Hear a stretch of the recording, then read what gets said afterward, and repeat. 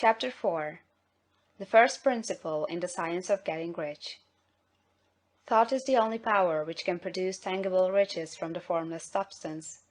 The stuff, from which all things are made, is a substance which thinks, and the thought of form in this substance produces the form. Original substance moves according to its thoughts. Every form and process you see in nature is the visible expression of a thought in original substance. As the formless stuff thinks of a form, it takes that form; as it thinks of a motion, it makes that motion. That is the way all things were created. We live in a thought world, which is part of a thought universe. The thought of a moving universe extended throughout formless substance, and the thinking stuff moving according to that thought, took the form of systems of planets, and maintains that form.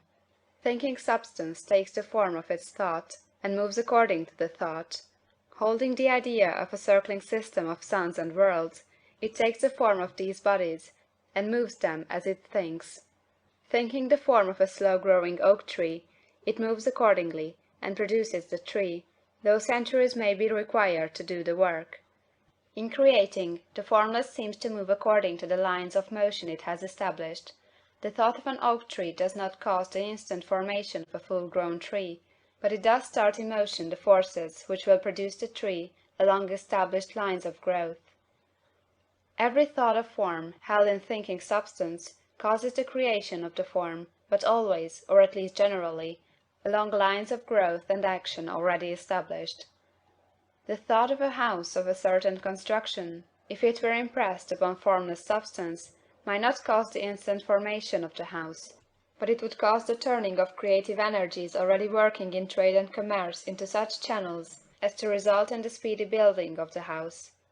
And if there were no existing channels through which the creative energy could work, then the house would be formed directly from primal substance, without waiting for the slow processes of the organic and inorganic world. No thought of form can be impressed upon original substance without causing the creation of the form.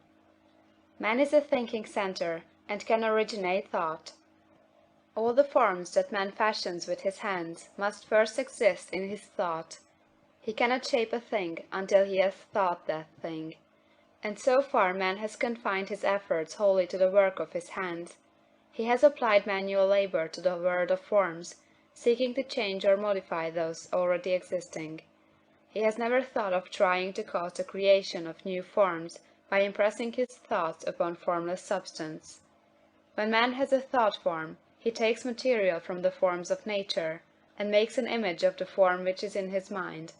He has so far made little or no effort to cooperate with formless intelligence, to work with the Father. He has not dreamed that he can do what he seeth the Father doing. Man reshapes and modifies existing forms by manual labor.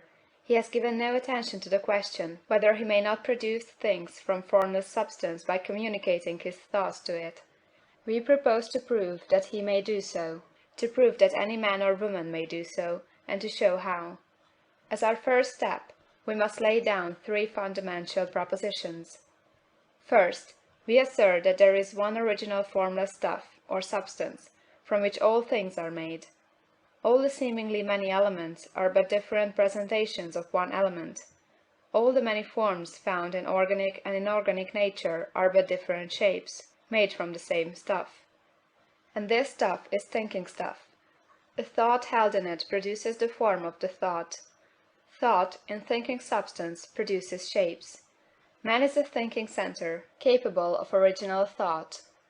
If man can communicate his thought to original thinking substance, he can cause the creation or formation of the thing he thinks about. To summarize this, there is a thinking stuff from which all things are made, and which, in its original state, permeates, penetrates, and fills the interspaces of the universe. A thought, in this substance, produces the thing that is imaged by the thought. Man can form things in his thought, and, by impressing his thought upon formless substance, can cause the thing he thinks about to be created. It may be asked if I can prove these statements, and without going into details, I answer that I can do so, both by logic and experience. Reasoning back from the phenomena of form and thought, I come to one original thinking substance, and reasoning forward from this thinking substance, I come to man's power to cause the formation of the thing he thinks about. And, by experiment, I find the reasoning true, and this is my strongest proof. If one man who reads this book gets rich by doing what it tells him to do, that is evidence in support of my claim. But if every man who does what it tells him to do gets rich, that is positive proof until someone goes through the process and fails. The theory is true until the process fails, and this process will not fail, for every man who does exactly what this book tells him to do will get rich.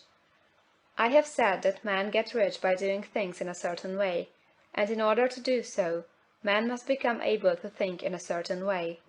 A man's way of doing things is the direct result of the way he thinks about things. To do things in a way you want to do them, you will have to acquire the ability to think the way you want to think. This is the first step toward getting rich. To think what you want to think is to think truth, regardless of appearances. Every man has the natural and inherent power to think what he wants to think, but it requires far more effort to do so than it does to think the thoughts which are suggested by appearances. To think according to appearance is easy. To think truth, regardless of appearances, is laborious, and requires the expenditure of more power than any other work man is called upon to perform. There is no labor from which most people shrink as they do from that of sustained and consecutive thought. It is the hardest work in the world. This is especially true when truth is contrary to appearances. Every appearance in the visible world tends to produce a corresponding form in the mind which observes it, and this can only be prevented by holding the thought of the truth. To look upon the appearance of disease will produce the form of disease in your own mind, and ultimately in your body, unless you hold the thought of the truth, which is that there is no disease, it is only an appearance, and the reality is health. To look upon the appearances of poverty will produce corresponding forms in your own mind, unless you hold to the truth that there is no poverty, there is only abundance. To think health when surrounded by the appearances of disease, or to think riches when in the midst of appearances of poverty, requires power. But he who acquires this power becomes a master mind. He can conquer fate, he can have what he wants. This power can only be acquired by getting hold of the basic fact which is behind all appearances, and that fact is that there is one thinking substance from which and by which all things are made. Then we must grasp the truth that every thought held in this substance becomes a form, and that man can so impress his thoughts upon it as to cause them to take form and become visible things. When we realize this, we lose all doubt and fear, for we know that we can create we want to create, we can get what we want to have, and can become what we want to be. As a first step toward getting rich, you must believe the three fundamental statements given previously in this chapter, and in order to emphasize them, I repeat them here. There is a thinking stuff from which all things are made, and which, in its original state, permeates, penetrates, and fills the interspaces of the universe. A thought, in this substance, produces the thing that is imaged by the thought. Man can form things in his thought, and, by impressing his thought upon formless substance, can cause the thing he thinks about to be created. You must lay aside all other concepts of the universe than this monistic one, and you must dwell upon this until it is fixed in your mind, and has become your habitual thought. Read these creed statements over and over again, fix every word upon your memory, and meditate upon them until you firmly believe what they say. If a doubt comes to you, cast it aside as a sin. Do not listen to arguments against this idea. Do not go to churches or lectures where a contrary concept of things is taught or preached. Do not read magazines or books which teach a different idea. If you get mixed up in your faith, all your efforts will be in vain. Do not ask why these things are true, nor speculate as to how they can be true. Simply take them on trust. The science of getting rich begins with the absolute acceptance of this faith. End of chapter 4.